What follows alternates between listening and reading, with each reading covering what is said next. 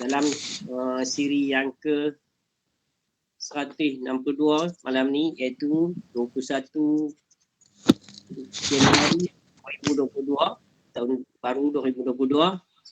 InsyaAllah tetamu kita ataupun khalifah kita dan juga guru kita malam ni merupakan penganjur sendiri, iaitu pengurusi surau Taman Jawijaya kami, iaitu Al-Fadil Ustaz Haji Muhammad Aziz bin Abdullah.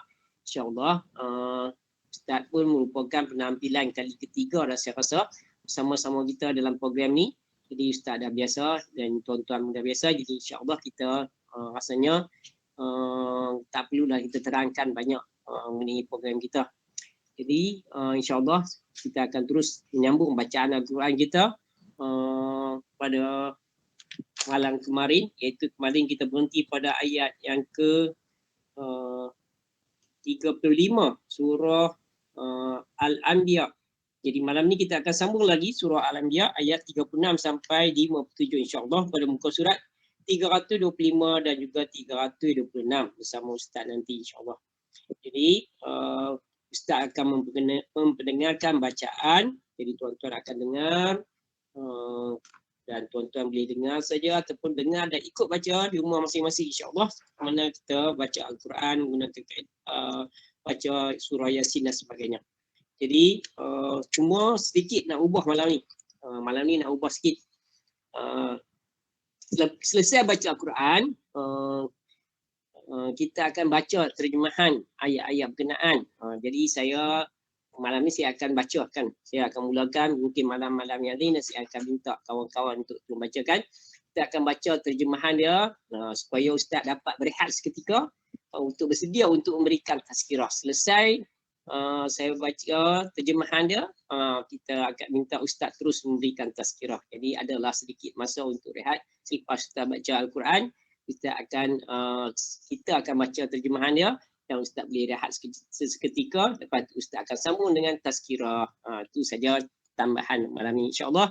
Untuk baca 2 muka surat dan terjemahan, saya rasa tak mengambil masa yang panjang insyaAllah. Jadi selepas tu kita akan dengar tazkirah daripada Ustaz dan seterusnya kita akan sambung bersembang dengan Ustaz insyaAllah dalam program ni. Jadi tuan-tuan dan puan-puan, kalau tuan-tuan dah pegang masa Al-Quran, bolehlah buka muka surat 325 dan juga 326. InsyaAllah kita akan sambung baca surah Al-Anbiya mengikut bacaan Ustaz muka ayat 36 sampai 7 pada malam ni insyaAllah. Jadi bagi yang berada di luar, boleh tengok presentation ayat yang berkenaan insyaAllah. Jadi kalau semua dah bersedia, tanpa melengahkan masa lagi, saya dengan ini mempersilakan Al-Fadil Ustaz Haji Muhammad Aziz bin Abdullah untuk meneruskan program kita pada malam ini. Silakan ya Al-Fadil Ustaz.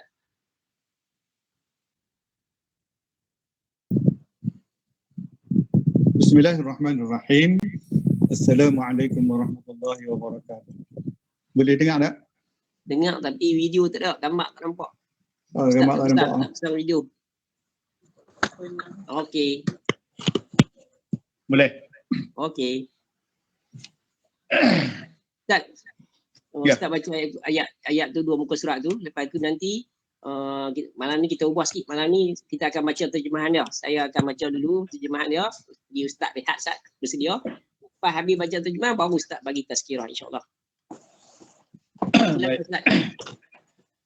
Baik. Alhamdulillahirabbil alamin wassalatu wassalamu ala asyrafil mursalin Sayyidina Muhammadin Nabil Ummi wa ala alihi wa ashabi ajma'in. Qala bishrah sadri wa yassir li amri wa hlul 'uqdatam min lisani yafqahu qawli. Rabbi zidni 'ilma. Subhanaka la 'ilma lana illa ma 'allamtana innaka antal 'alimul hakim wa la hawla wa la quwwata illa billahil 'aliyyil 'azim. Terima kasih Tuan Haji Rahim, rakan-rakan yang dirahmati Allah. Alhamdulillah kita panjatkan rasa syukur kepada Allah Subhanahu Wa Taala untuk kesekian kalinya kita dapat bersama-sama dalam meneruskan program generasi Al-Quran ini, dan mudah-mudahan insya-Allah program yang sama-sama kita telah atur ini akan diberkati oleh Allah Subhanahu wa taala. Seperti biasa, kita akan mulakan dengan sama-sama membaca Al-Quran. InsyaAllah kita akan baca malam ini adalah Suratul Anbiya ayat 36 sehingga ayat 57. Seperti biasa yang selalu saya sebut dan juga Cikgu Rahim untuk sebut sedia, dan boleh kita menggunakan kaedah sama ada kita nak ikut kaedah sama-sama baca ataupun kita dengar guru baca dan kita tadabbur ayat. Kerana kedua-duanya dapat pahala. Kerana mendengar orang membaca Al-Quran pahalanya sama dengan membaca. Sebab itu dalam tadarus Al-Quran kita bagi seorang saja baca. Kalau khatam mana kita baca khatam semua sekali kerana kita mengambil kaedah itu insya-Allah. Mari sama-sama kita mulakan membaca surah Al-Anbiya ayat 36. A'udzu billahi minasy syaithanir rajim.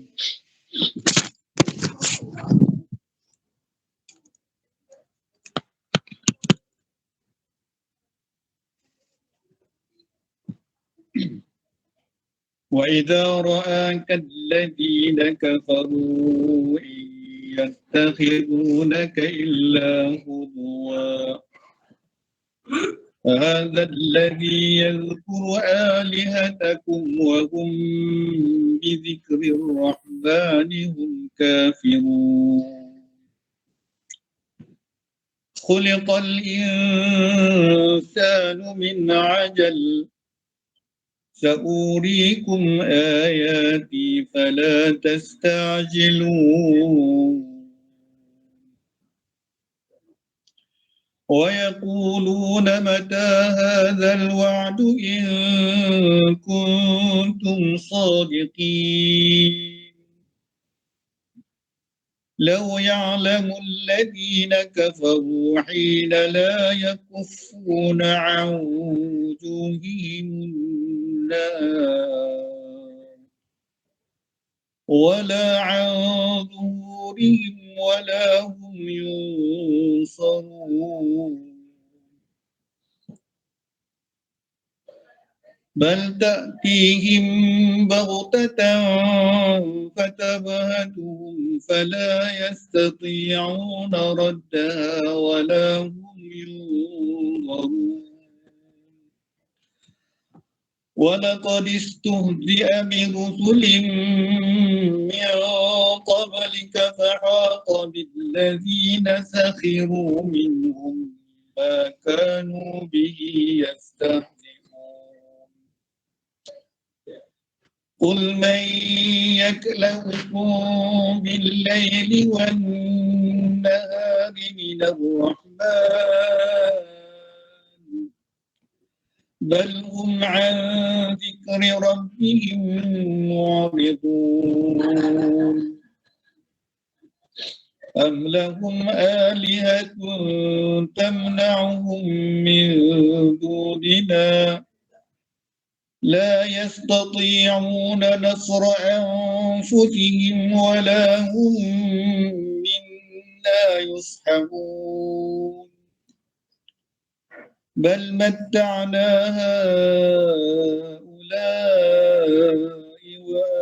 وآباءهم حتى طال عليهم العمر أفلا يرون أنا نأتي الأرض ننقصها من أطرافها أفهم الغالبون قل إنما أنذركم بالوحي ولا يسمع الصم الدعاء إذا ما ينذرون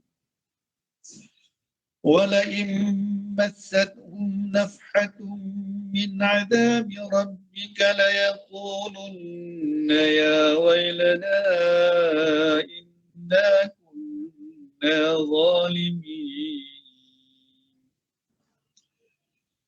ونضع الموازين القسط ليوم القيامة فلا تظلم نفس شيئا وإن كان مثقال حبة من خردل أتينا بها وكفى بنا حاسبين ولقد آتينا موسى وهارون الفرقان وضياء وذكرى للمتقين الذين يخشون ربهم بالغيب وهم من الساعة مشفقون وهذا ذكر مبارك أنزلناه أفأنتم له منكرون ولقد آتينا إبراهيم رشده من قبل وكنا به عالمين إذ قال لأبيه وقومه ما هذه التماثيل التي أنتم لها عاكفون قالوا وجدنا آباءنا لها عابدين قال لقد كنتم أنتم وآباؤكم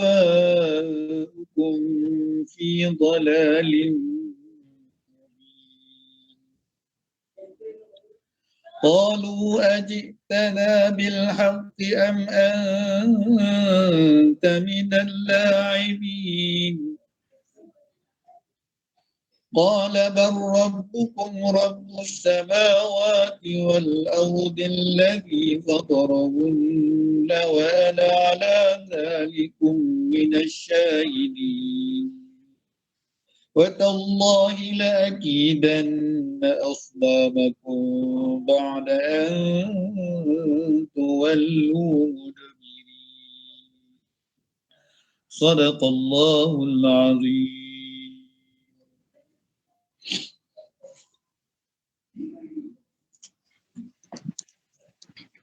InsyaAllah Ustaz. Saya baca terjemahan dia dulu Ustaz. Sila. A'udzubillahi minasyaitonirrajim. Bismillahirrahmanirrahim. Dengan nama Allah. Aku mohon dengan Allah dan syaitan terjam. Dengan nama Allah yang Maha Pemurah lagi Maha Penyayang. Dan apabila orang-orang kafir itu melihat engkau Muhammad, mereka hanya menjadikan engkau sebagai Tuhan. Mereka mengatakan, adakah ini orang yang mencela Tuhan-Tuhanmu? Padahal mereka orang yang ingkar mengingat Allah yang Maha Pemurah. Manusia diciptakan bersifat tergesa-gesa. Kelak akan aku perlihatkan kepadamu tanda-tanda kekuasaan. Maka janganlah kamu meminta aku menyegerakannya. Dan mereka berkata, bilakah janji itu akan datang? Jika kamu orang yang benar. Seandainya orang kafir itu mengetahui ketika mereka tidak mampu meletakkan api neraka daripada wajah dan punggung mereka, sedang mereka tidak mendapat pertolongan, tentu mereka tidak mahu ia disegerakan. Sebenarnya pada hari kiamat itu akan datang kepada mereka secara tiba-tiba. Lalu mereka menjadi panik. Maka mereka tidak sanggup menolaknya dan tidak pula diberikan penangguhan waktu. Sesungguhnya Rasul-Rasul sebelum engkau Muhammad telah dipermainkan.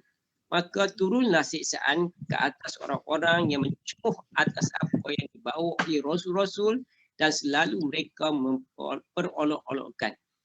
Katakanlah, siapakah yang akan menjaga kamu pada waktu malam dan siang daripada siksaan Allah yang Maha Pemurah? Tetapi mereka enggan mengingat Tuhan mereka.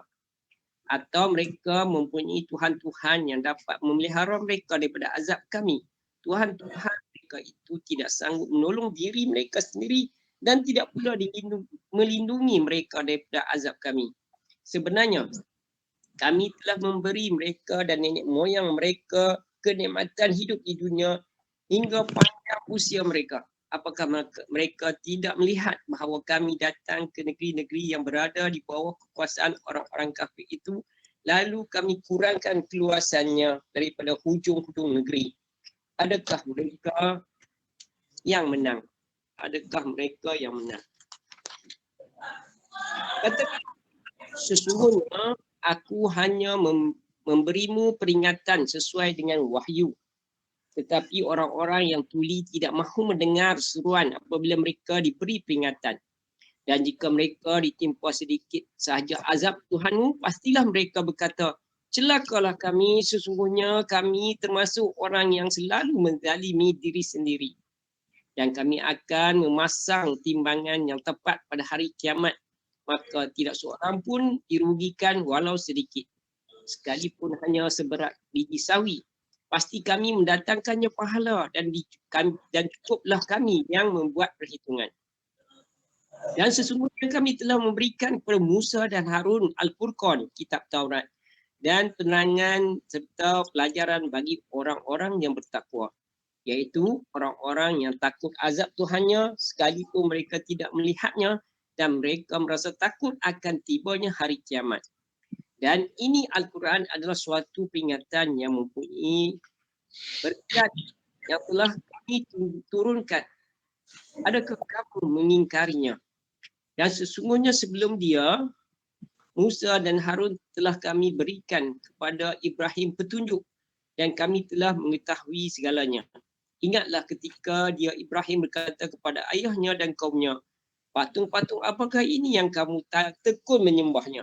Mereka menjawab, kami mendapati nenek moyang kami menyembahnya.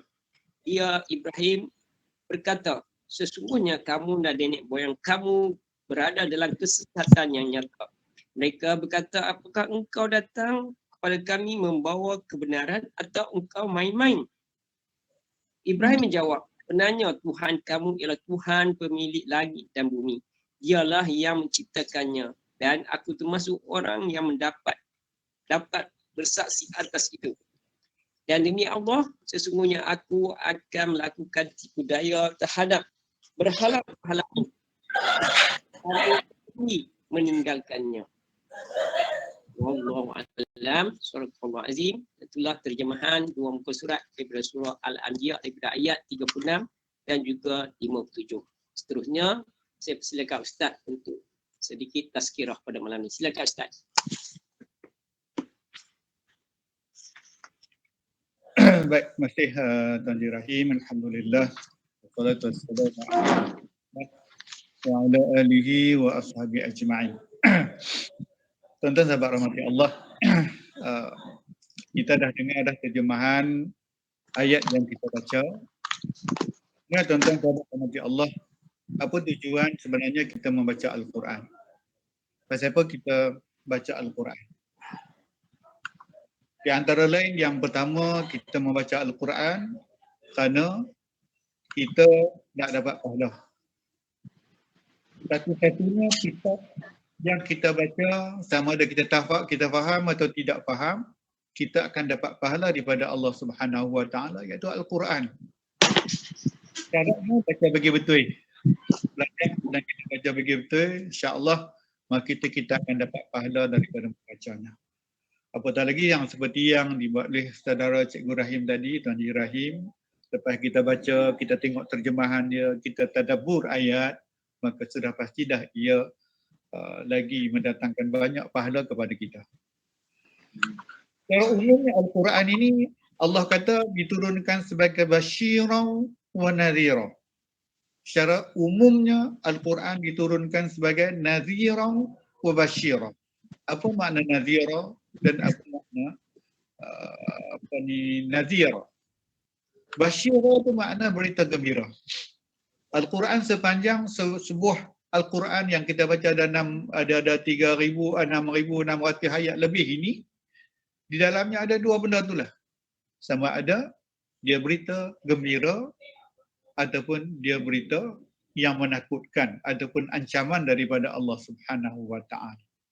Berita gembira dia macam mana? Allah cerita tentang kita akan ada di sana nanti berjumpa dengan syurga Allah Subhanahu wa taala yang menjadi idaman seluruh manusia. Maksudnya kita nak bila kita mati besok bolehlah kita masuk syurga. Kerana apa? Kerana kita memang datang dari syurga. Asal kita adalah dari syurga. Nabi Adam alaihissalam diciptakan oleh Allah daripada tanah dan bermula hidup di syurga. Kemudian diturunkan ke bumi untuk menjalankan tugas menjadi khalifah atas muka bumi. Jadi besok bila kita mati, kita nak balik tempat asal kita iaitu di syurga Allah Subhanahu wa taala.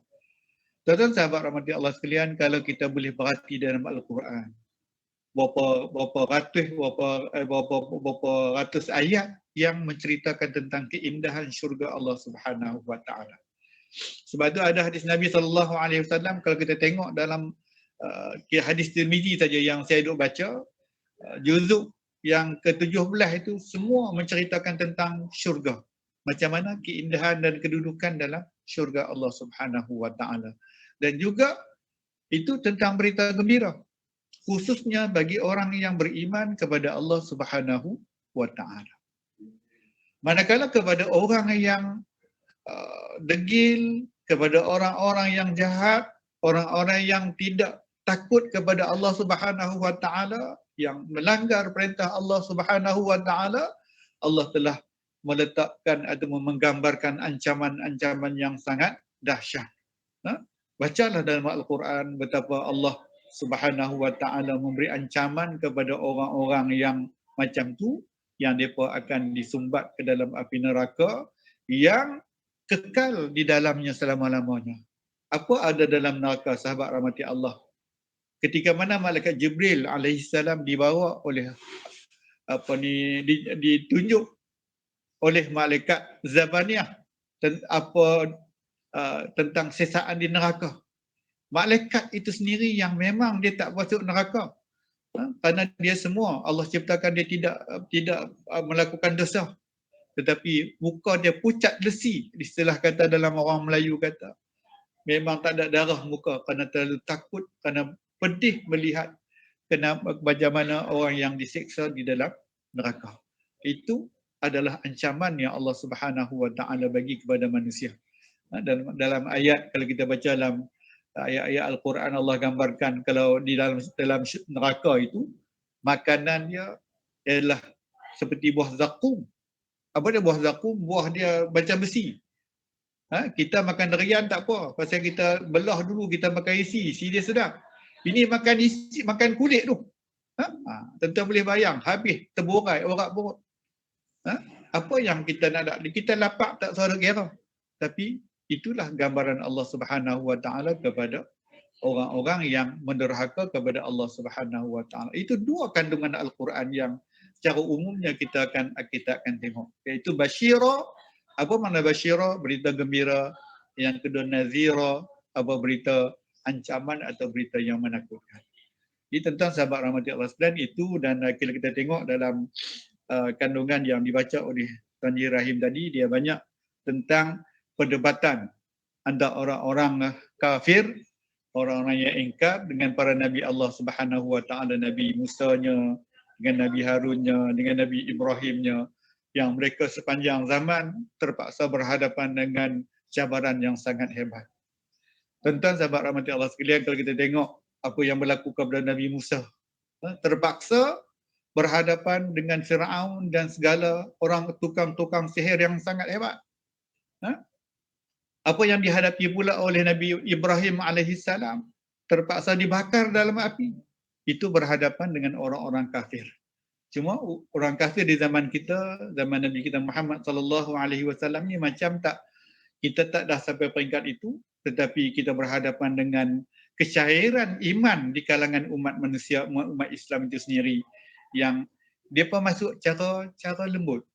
Kalau kita tengok tuan-tuan, yang mencairkan iman kita sekarang ni bukan kita dipukul. Yang mencairkan iman kita hari ini bukan kita didera. Yang mencairkan iman kita hari ini bukan kita dibuat perkara-perkara yang menyakitkan kita, tetapi semua perkara yang lembut, yang tenang, dan akhirnya iman kita tercalar, iman kita terhakis.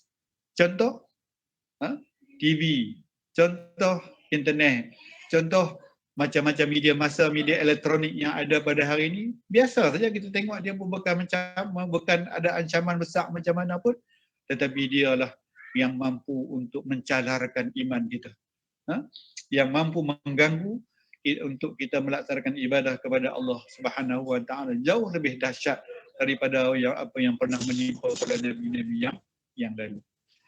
Itu sahabat rahmati Allah sekalian, saya pun tak mau nak buat ada banyak sangatlah cerita pada malam ini, tapi saya nak bawa satu hadis yang panjang sikit lah. Hadis yang panjang yang kita rasa kita ambil manfaat, kerana kita semua teringat bahawa kita akan mati. Hadis ni kita nak cerita sikit lah kenaan dengan bagaimana peristiwa orang-orang yang bila mati, apa yang ada di hadapan dia. Saya bawa hadis daripada At-Tirmizi dalam Bahrul Mazi. Siapa yang ada kitab dia boleh dia ambil tengok. Hadis Tirmizi juzuk yang ke-17. Hadis ni dia, saya nampak, bagi saya lah, saya orang tua-tua macam saya, Tuan Haji Yaakob, macam Puan Amnah dan ramai-ramai kita yang kita rasa kita dah berusia lebih pada separuh abad ini, kita nampak bahawa perjalanan kita ke arah belakang itu makin dekat. Arah depan dah semakin jauh kita tinggal. Kita nak pergi ke yang jalan yang hujungnya kita semakin hampir. Jadi kita nak baca hadis-hadis yang macam ni yang mudah-mudahan dia boleh memberi peringatan kepada kita sedikitlah. Jadi tuan-tuan sahabat rahmati Allah sekalian, saya baca dan dengan terjemahan dia hadis-hadis yang saya nak baca ni, dan mudah-mudahan kita boleh sama-sama mengambil dia manfaatnya. Tajuk hadis ni ialah Zikru Hazimul Ladzat wa Azabil Qabr. Hadis yang berkaitan dengan menyebut tentang perkara-perkara yang boleh menghilangkan kelazatan dunia dan juga azab kubur. Itu yang saya kata yang dia punya pendekatan dia ataupun dia apa yang nak disebut oleh hadis ini, dia nak peringat kita. Tuan-tuan jangan lupa bahawa malaikat Israel itu, malaikat Israel, apa tugas malaikat Israel? Tugas malaikat Israel ambil nyawa. Dia main tengok kita 1 hari 8 kali tuan-tuan.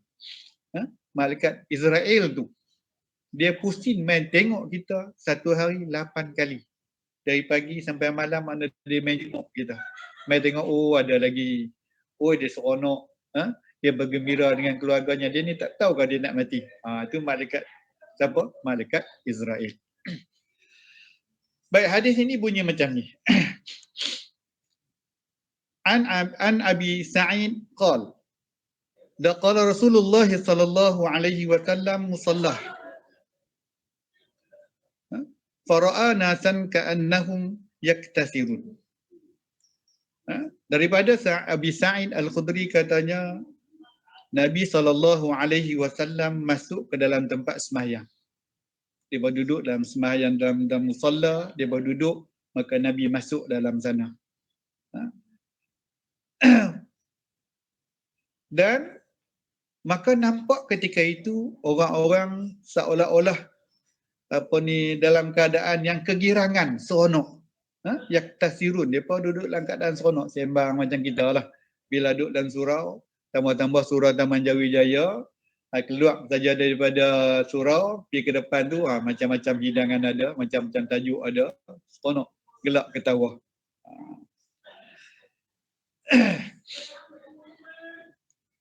Kemudian dalam keadaan macam tu Nabi bersabda qal, amma innakum law aktsartum dzikra hadzimil ladzat la syaghalakum amma arah.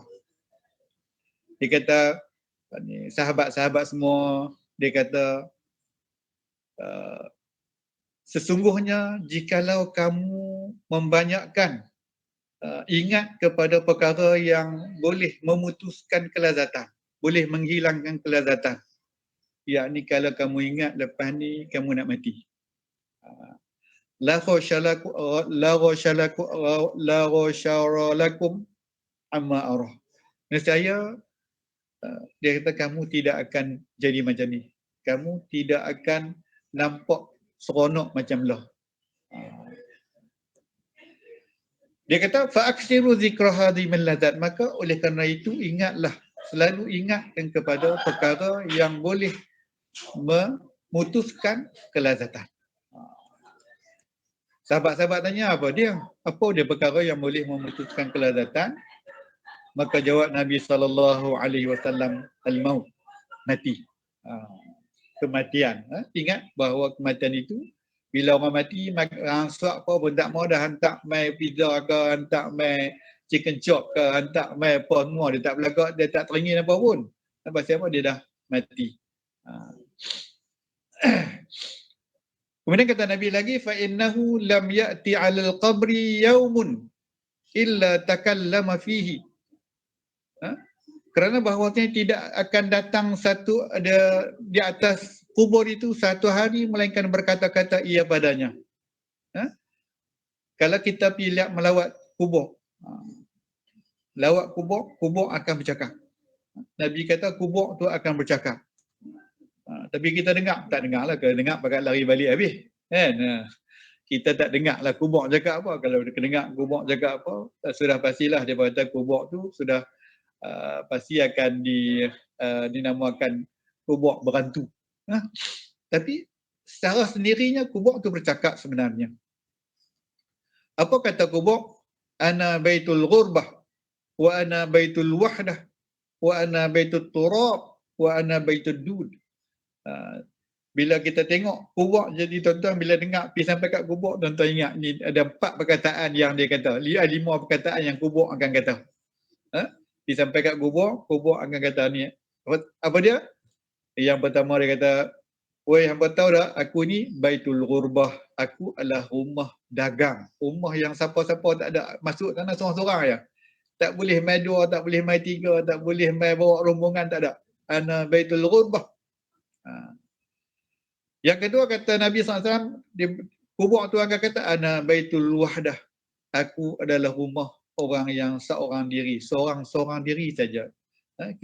Walaupun kita kata kita mati ramai-ramai, satu bas mati, tapi kubur, dalam kubur tu kita akan seorang diri, tidak ada perkumpulan dalam alam kubur. Yang ketiga, kubur dia kata, "Ana baitul turab, aku adalah rumah tanah." Rumah ni tak ada bukan rumah batu apa, tak ada makmal, tak ada apa, tak ada semua. Aku adalah rumah tanah. Dan yang terakhir kali kubur tu kata, "Ana baitud dud." Saya juga, kalau hangpa nak tahu, adalah rumah tempat ulat-ulat berkerumun penuh. Bila kamu mati lama sikit, 2-3 hari, lama-lama dia badan kamu akan dikerumuni oleh ulat. Itu dia kata apa? Kubur kata. Kemudian seterusnya kata Nabi, fa idza dufinal 'abdul mu'min qala lahul qabr. Apabila ditanam seorang hamba yang mukmin, apabila ditanam seorang mayat orang Islam yang beriman kepada Allah, qala lahul qabr, kubur akan berkata kat dia. Apa kata kubur dekat orang yang baru nak masuk dalam kubur ni? Kubur kata, "Marhaban wa ahlan." Selamat datang tuan. Dan selamat ahlan wa sahlan. Maksudnya selamat datanglah. Selamat datang tuan. Oh, dia kata kat kita, kubur dia kata, "Selamat datang tuan." Lah ni dia kata kita dengar, tak dengar. Tapi masa tu kita dengar. Apa kata kubur lagi? "Amma in kuntal la ahabba man yamshi ala zahri ilayya." Kubur kata, nama si fulan bin si fulan, "Oh, hampa ni, kamu dulu di atas dunia adalah orang yang sangat aku sayang ketika berjalan atas belakang aku."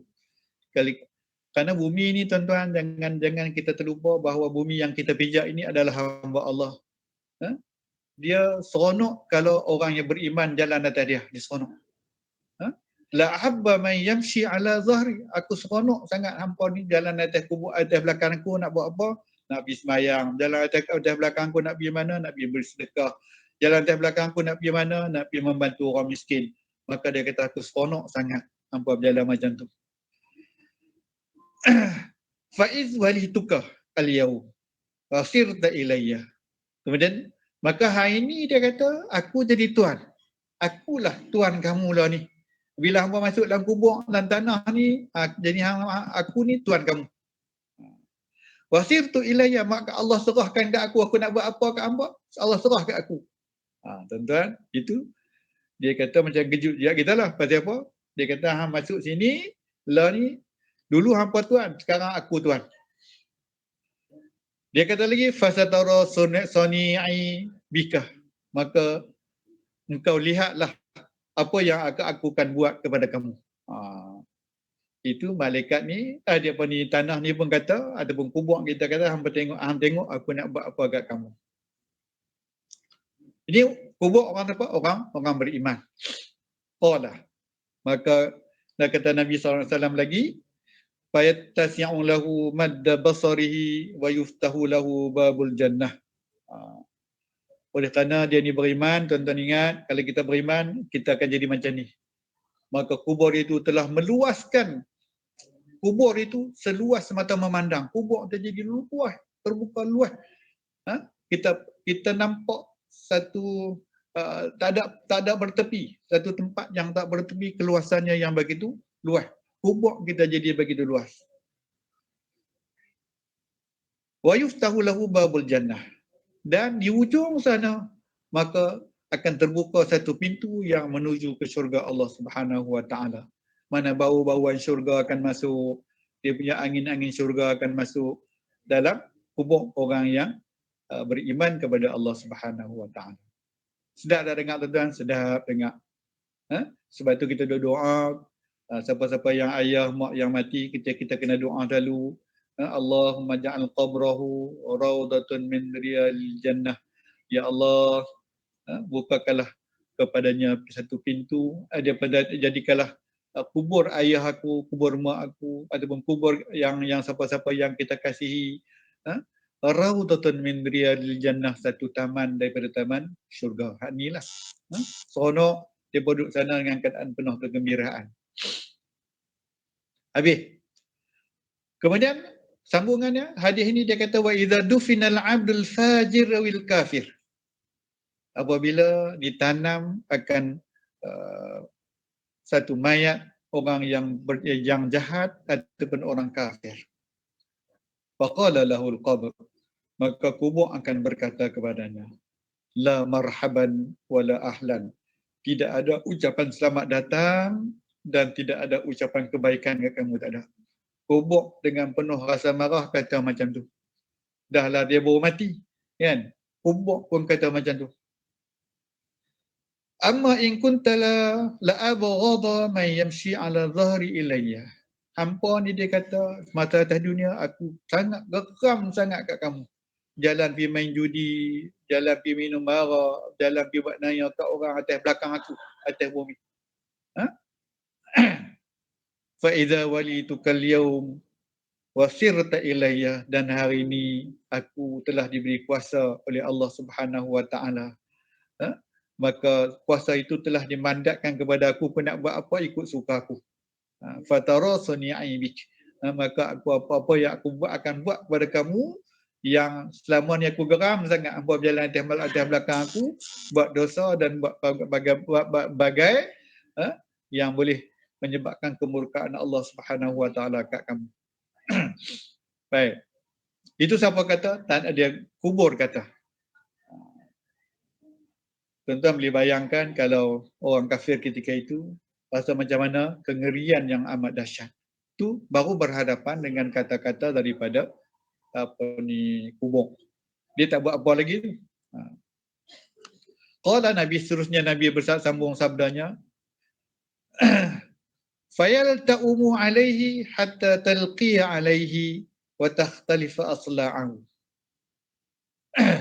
Maka bumi kubur ketika itu dikatakan oleh Nabi SAW, kubur pun menghimpit orang itu, menghimpit mayat itu sehingga kubur terjadi rapat terus jadi setanah. Dia kata kubur tu rapat sampai setanah. Watakhtalifu asla'ahu, dan berselisih tulang rusuknya. Mana dia rapat terus, tulang apa semua patah habis. Siapa buat? Bumi dia kubur buat. Qala Rasulullah sallallahu alaihi wasallam bi asabi'ihi fa adkhala ba'daha fi jawfi ba'din. Nabi tunjuk kat sahabat-sahabat dia kata macam ni. Dia masuk jari ke jari ni, maksudnya macam tu. Kubur sampai rapat terus, patah habis tulang-tulang yang ada pada dia ketika itu. Qala, itu satu. Dan seterusnya Nabi bersabda, wa yuqayyidullahu lahu sab'ina tinuina, dan didatangkan Allah baginya 70 naga. Naga ni ular lah, ular besar. Kita duk ingat naga ni orang Cina je ada naga kan, dragon. Tapi dalam kubur Allah kata Allah akan hantar 70 ekor ular besar. Lau anna wahidan minha nafakha fil ardi ma ambatas syai'an ma baqiyatid dunya. Dia kata sekiranya Allah Subhanahu Wa Taala hantar sekok saja ular tu mai ke atas dunia, dan ular tu muih, dia sembuk atas bumi ini, dia kata tidak akan ada satu tumbuhan yang akan tumbuh selama ada usia dunia ni. Tak akan ada dah. Punya panas, punya bisa, punya berhadim dahsyatnya hembusan naga ini sampai macam tu.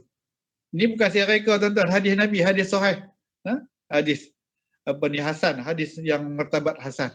Mana dia naga tu duduk dengan siapa? Dengan orang kafir ataupun orang fajir, orang yang berdosa.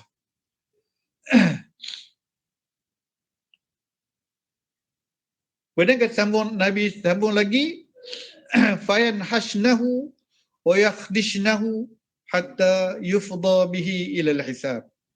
Dan digigitnya akan dia, dan dicakarnya akan dia.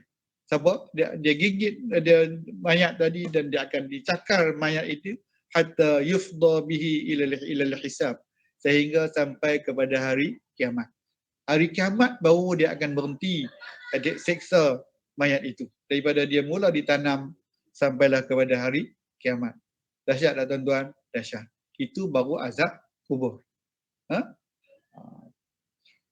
Qala Rasulullah sallallahu alaihi wasallam, innamal qabru rawdatun min riyadil jannah au hufratun min hufaratin niran. Kata Nabi, sesungguhnya kubur itu satu kebun daripada kebun-kebun syurga, atau daripada satu lubang daripada lubang-lubang neraka.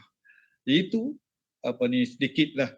Pasal apa yang saya bawa hadis ni? Pasal tuan-tuan, kita dah baca banyak ayat Al-Quran, kita harap semua benda tu akan menyelamatkan kita daripada benda ni. Kita akan keluar daripada Al-Fajir.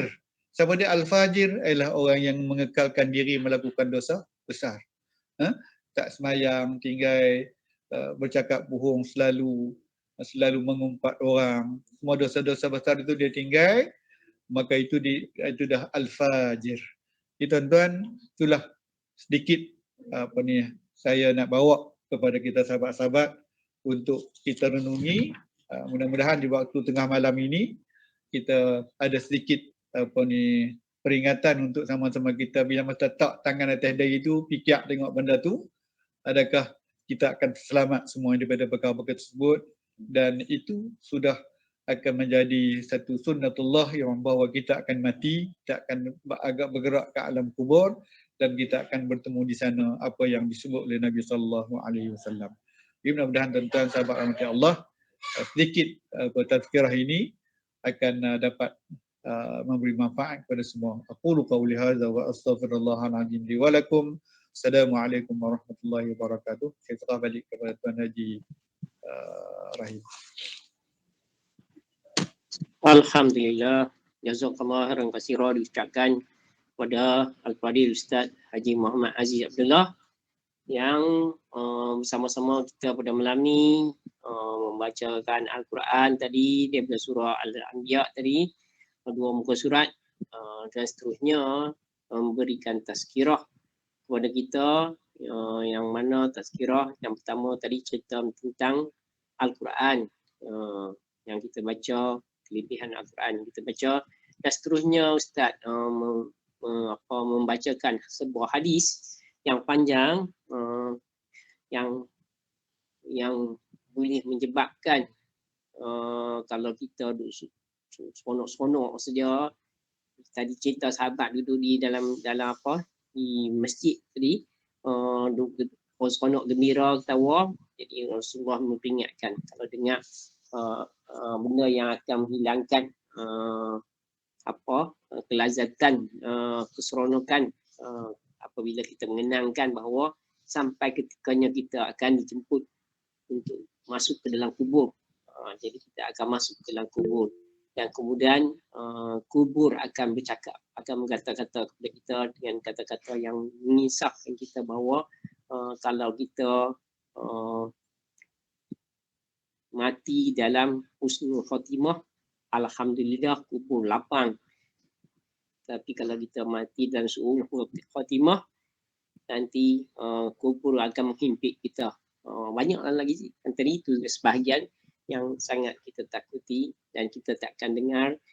Dalam keadaan kita hidup, kita tak dengar itu kubur berkata kepada kita. Tapi apabila kita meninggal nanti, kita akan dengar kubur mengalu-alukan kita, ahlan wa sahlan, Ustaz kata tadi, Allahu a'lam. Jadi itu hadis hasan. Jadi hasan, hadis tahap hasan. Jadi insya-Allah apa yang Rasulullah katakan, benda itu akan terjadi kepada kita satu hari nanti, insya-Allah. Jadi tuan-tuan dan puan-puan sekalian, seterusnya nak bagi kepada tuan-tuan pula peluang untuk bercakap. Jadi saya nak mulakan malam ni dengan Puan Haja Nurlilawati dulu. Jadi silakan Puan Haja Nurlilawati. Terima kasih Tuan Haji Rahim. Assalamualaikum Ustaz. Allah Puan Haja. Alhamdulillah, lama tak tengok Ustaz. Dia bila habis PKP ni dia sibuk pelik. Ustaz nak tanya. Ya. Bila kita dengar khabar berita orang kawan-kawan non-Muslim kita mati, apa hukumnya bila kita kata rest in peace, kan, RIP tu? Sebab ramailah yang menggunakan istilah RIP tu, rest in peace, seolah-olah kita doa untuk dia, kan? Apa hukum ni Ustaz? Wallahu a'lam. Terima kasih. Okey, terima kasih Puan Lela. Saya tak mau nak kata kat sahabat-sahabat tu, tapi kita nak abang. Apabila Allah Subhanahu Wa Taala sebut antara Muslim dengan kafir. Bila Muslim itu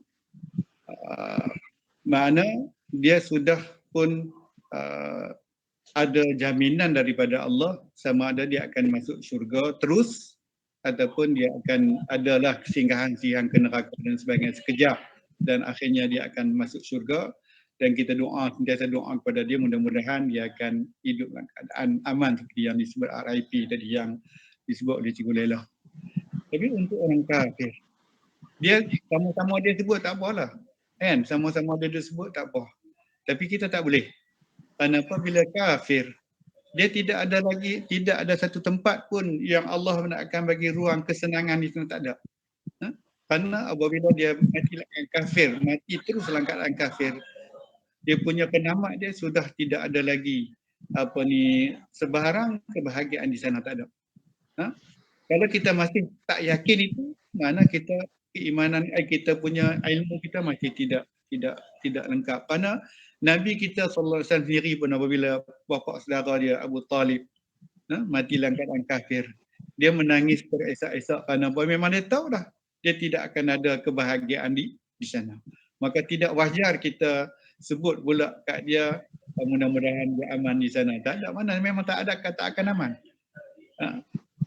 Siapa yang boleh sebut? Sahabat-sahabat ni yang kita juga. Sama-sama dia tak ada apa. Tapi kalau boleh kita jangan sebut macam tu. Kita nak bagi salam kat mereka pun tak boleh je boleh lah. Salam makna Assalamualaikum, makna kita anggap sejahtera dia dalam keadaan kafir dia. Tak boleh. Kan? Sebab tu kita salah ataupun berdosa, kita bagi salam kepada orang kafir yang kita khusus untuk bagi dia bahagia dalam sejahtera dalam keadaan kafir dia. Tak boleh. Sebab tu kalau cuma sekarang ni orang tanya pasal apa kita bila kita bagi salam kita bagi semua Assalamualaikum, kan? Ni orang kafir pun ada. Kita dalam hati kita memang kita bagi salam kepada orang yang beriman kepada Allah. Sebab tu kita selalu kita Assalamualaikum dan selamat pagi. Kita jangan pula disebut Assalamualaikum kepada orang Melayu, orang Islam dan selamat pagi kepada bukan. Tu tak logik pun. Tapi hati kita ada niat yang macam tu. Pasal apa? Pasal cara pemisahnya Allah dah sebut secara telah dalam Al-Quran. Lakum dinukum waliyadin. Kamu agama kamu dan kami agama kami.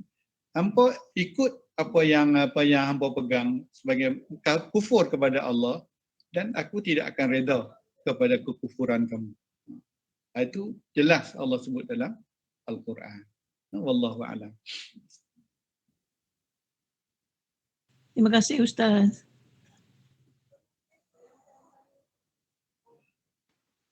Mungkin Puan Hajar Zaitun Osman ada nak sembang dengan Ustaz. Ni bekas orang Taman Jawijaya juga ni. Hajar Zaitun. Apa abang Haji Jasmi? Tak buka mikrofon. Abang baik, Alhamdulillah. Ada apa-apa nak sembang dengan Ustaz, silakan. Soalan tak prepare tapi saya nak ucapkan terima kasihlah pada Ustaz Haji Aziz yang dulu biasa mengajar anak saya. Muhammad Hafiz. Dan ni lah ucapan terima kasih banyak-banyak. Hafiz duduk mana sekarang? Hafiz ada dekat Kulim. Saya beli rumah dekat rumah dia. Duduk sana lah. Dia duduk rumah dia lah. Tu dia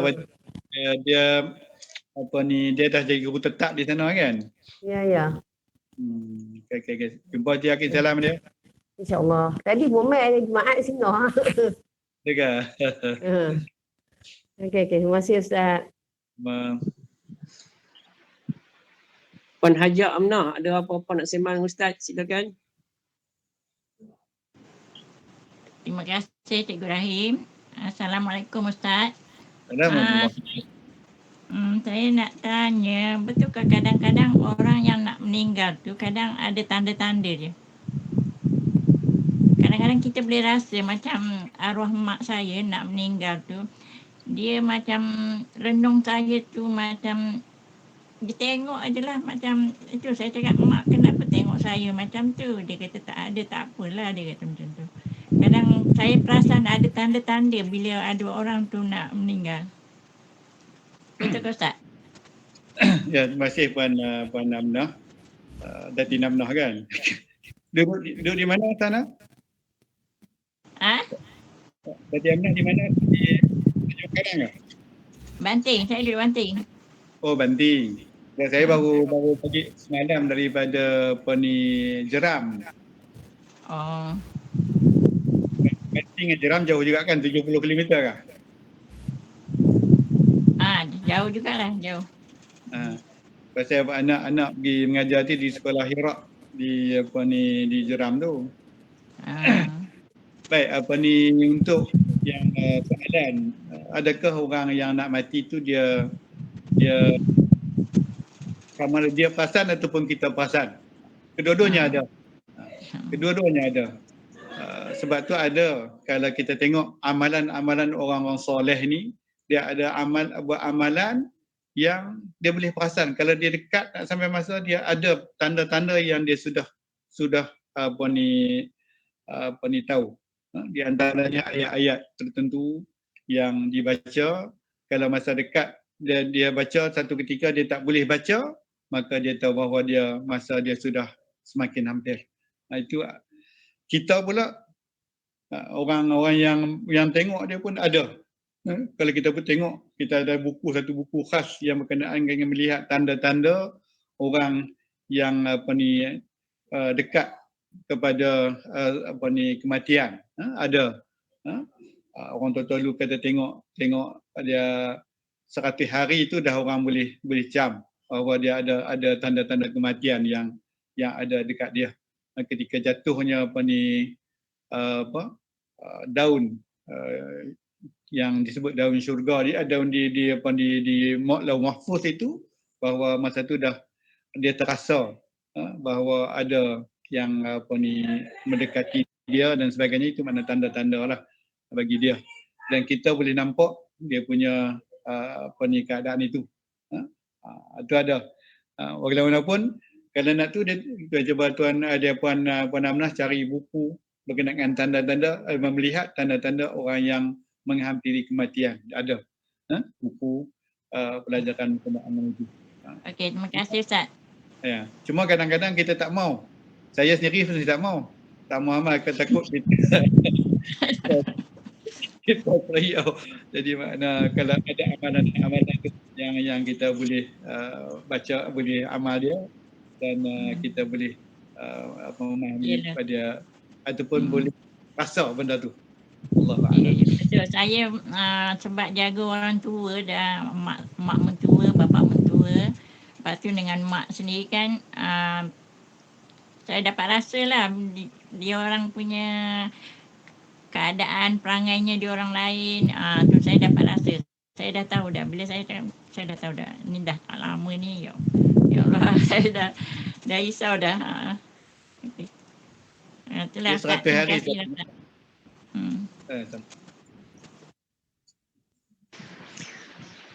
Mungkin Puan Sufiah Mak Sirun daripada Sungai Besar nak berinteraksi Ustaz, silakan Puan Haja Sufiah. Terima kasih Cikgu. Assalamualaikum Ustaz. Alhamdulillah. Berkenaan ni saya nak tanya berkenaan alam kubur. Misalnya lah kita ada mak bapak yang dikubur sana, dia dah senang lah kat sana, tapi ada anak-anaknya yang salah satunya yang tidak ikut perintah Allah lah misalnya. Jadi macam mana, adakah terasa juga mak bapak yang di alam kubur?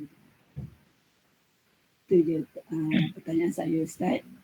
Dia ada anak ramai. Ya. Maksudnya dia ada anak ramai, kebanyakannya dia pakat doa kepada mak ayah dia. Seorang dua ke yang tak ingat? Macam mana? Saya tak nak fahamkan soalan tu. Ya Puan? Suara, buka suara.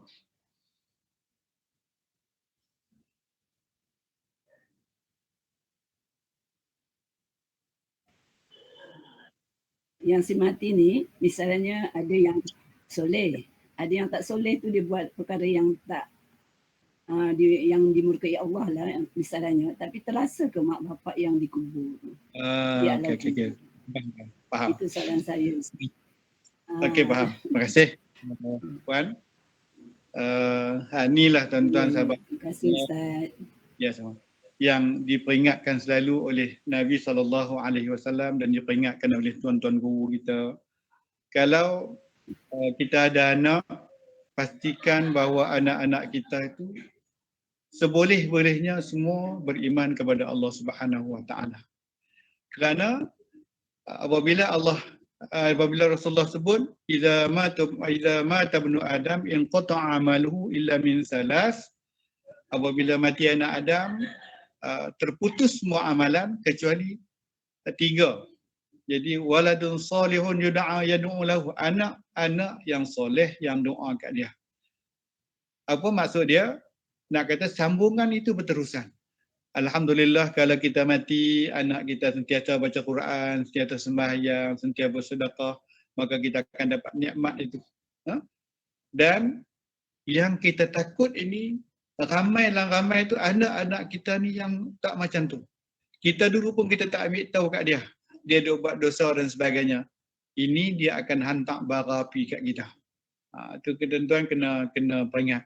Sebab tu kalau boleh jangan ada yang macam tu. Kecuali kita dah latih dia, didik dia dah tak tangga dah, dan akhirnya dia memang tak boleh juga, tidak juga beriman kepada Allah dengan sempurna, itu kita pulangkan kepada Allah.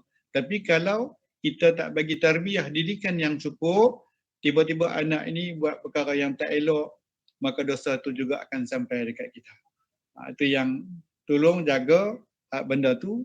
Biarlah kalau kita ada lima orang anak, lima itu, kalau dia tak berdoa kat kita pun tak apa tuan-tuan, tapi jangan dia buat perkara maksiat yang dulu kita ajak kat dia ataupun dulu dia buat, kita tak pernah larang dia. Maka benda itu akan menarik kita ke dalam siksaan Allah Subhanahu Wa Taala. Kita pernah dengar ada hadis Nabi yang sebut bahawa seorang itu alim, beramal kuat dan sentiasa berada di masjid, berzikir kepada Allah banyak, tetapi bila dia mati, dia ditarik masuk ke dalam neraka kerana dia anak dia tak jaga, isteri dia tak jaga. Maknanya dosa-dosa tu akan timbul dekat dia dan akan tarik dia masuk ke dalam neraka. Itu yang kita tak nak. Kita nak kalau boleh kita mati dalam keadaan korang amal, tetapi anak-anak kita tambah, anak ni tambah dan akhirnya kita jadi orang yang banyak pahala dan akhirnya kita boleh masuk syurga. Macam diceritakan oleh seorang saudagar yang sufi, dia kata dia pernah tidur di atas satu kubur. Bila dia tengok atas kubur tu orang yang alim lah, orang yang kuat beramal. Tapi bila dia bangun, dia masa dia tidur atas kubur, dia bermimpi bahawa Tuhan yang tempat dia tidur tadi bangun dengan keadaan yang tak ceria, tak terang, makna dalam keadaan gelap. Ada sikit dia lampu samar-samar, dia tak terang.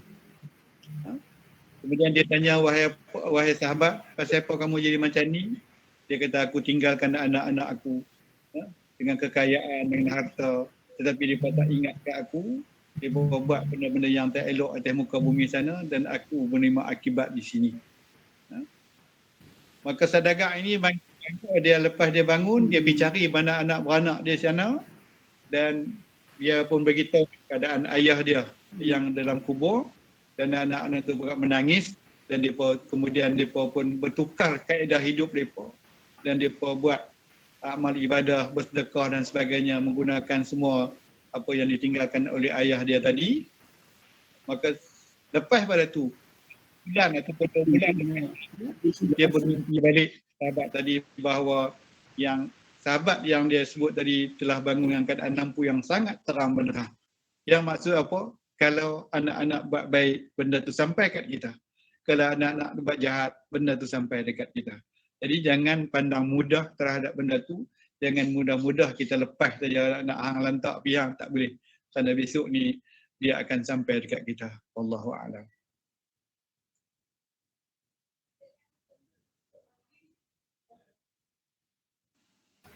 Terusnya mungkin Puan Hajah Mariam Anang nak berinteraksi dengan Ustaz. Silakan Puan Hajah Mariam. Kalau ada nak bersembang Ustaz, silakan. Terima kasih Cikgu. Assalamualaikum Ustaz.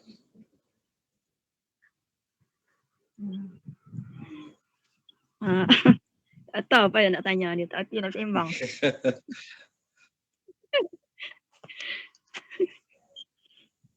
Itu kira sembang satu. Itu kira sembang satu. Apalah, mudah-mudahan insya-Allah ada kalau boleh kita hayati apa yang Nabi sebut macam tu, insya-Allah benda tu akan ada manfaatnya kepada kita semua, insya-Allah. sembang dengan ustaz cerita tu faham je lah kita ni kan. Ya, ya. Taklah nak nak sembang tak erti nak tanya tak ni apa? Tak pandai nak sembang. Okey, tak apa. Terima kasih je ustaz. Sama. Terima kasih Puan Mariam dan juga tuan-tuan dan puan-puan yang telah berinteraksi dengan Ustaz. Jadi rasanya untuk malam ni sesi interaksi kita sudah berakhir. Jadi insya-Allah tuan-tuan untuk malam esok suka saya maklumkan ini tetamu kita untuk malam esok pula adalah Al-Fadil Ustaz Haji Muhammad Syabani bin Awang, iaitu Imam Utama Masjid Daerah Seberang Perak Selatan. Ustaz Haji Muhammad Syabani bin Awang yang merupakan Imam Utama Masjid Daerah Seberang Perak Selatan akan menjadi tetamu kita pada malam esok insya-Allah. Jadi sebagai penutup pada malam ni saya nak mohon kepada Ustaz untuk bacakan doa untuk kami aminkan. Silakan Ustaz. Al-Fatihah. A'udzu billahi minasyaitonir rajim. Bismillahirrahmanirrahim. Alhamdulillahi rabbil alamin. Arrahmanir rahim. Maliki yaumiddin. Iyyaka na'budu wa iyyaka nasta'in. Ihdinas siratal mustaqim. Siratal ladzina an'amta 'alaihim ghairil maghdubi 'alaihim waladdallin. Amin. Bismillahirrahmanirrahim. Alhamdulillahi rabbil alamin. Hamdan hamidin, hamdan syakirin, hamdan yuwafi ni'amahu wa ikabu madidah. Ya Rabbana lakal hamdu kama yanbaghi li jalali wajhika wa 'azimi sultanik. Allahumma salli ala sayyidina Muhammadin tibbil qulubi wa dawaiha wa sihhatil abdani wa shifaiha ونور الأبصار وضيائها وعلى آله وصحبه وبارك وسلم. اللهم اجعل جمعنا هذا جمعا مرحوما وتفرقنا من بعده تفرقا معصوما. اللهم انفعنا بما علمتنا وعلمنا ما ينفعنا وارزقنا علما ينفعنا. اللهم لا سهل إلا ما جعلته سهلا وأنت تجعل الحزن إذا شئت سهلا. اللهم أرنا الحق حقا وارزقنا اتباعه وأرنا الباطل باطلا وارزقنا اجتنابه. اللهم ربنا ظلمنا أنفسنا وإن لم تغفر لنا وترحمنا لنكونن من الخاسرين. ربنا عليك توكلنا وإليك أنبنا وإليك المصير. بسم الله الشافي، بسم الله الكافي، بسم الله المعافي، بسم الله الذي لا يضر مع اسمه شيء في الأرض ولا في السماء وهو السميع العليم. اللهم إنا نعوذ بكلمات الله التامات من شر ما خلق. اللهم ربنا آتنا في الدنيا حسنة وفي الآخرة حسنة وقنا عذاب النار. اللهم ربنا تقبل منا دعاءنا وصلاتنا وقيامنا وركوعنا وسجودنا وتخشعنا وتضرعنا وتعبدنا وتمم تقصيرنا يا الله، وتمم تقصيرنا يا رحمن، وتمم تقصيرنا يا أرحم الراحمين. وتب علينا يا مولانا ذنوبنا إنك أنت التواب الرحيم. واختم لنا حاجاتنا يا الله إنك أنت سميع الدعاء. مولانا دعوهم فيها سبحانك اللهم وتحيتهم فيها سلام. وآخر دعوانا ودعواهم أن الحمد لله رب العالمين. تقبل الله منكم. Inna wa minkum taqabbal ya karim. Ustaz. Ya. Ustaz, kita teruskan dengan bacaan doa khatam Al-Quran. Silakan Ustaz. Allah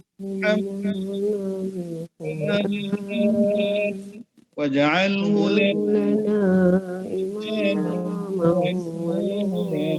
wa hudan wa rahmah. Allah zakirna minhu wa nasina علمنا وعلمنا منه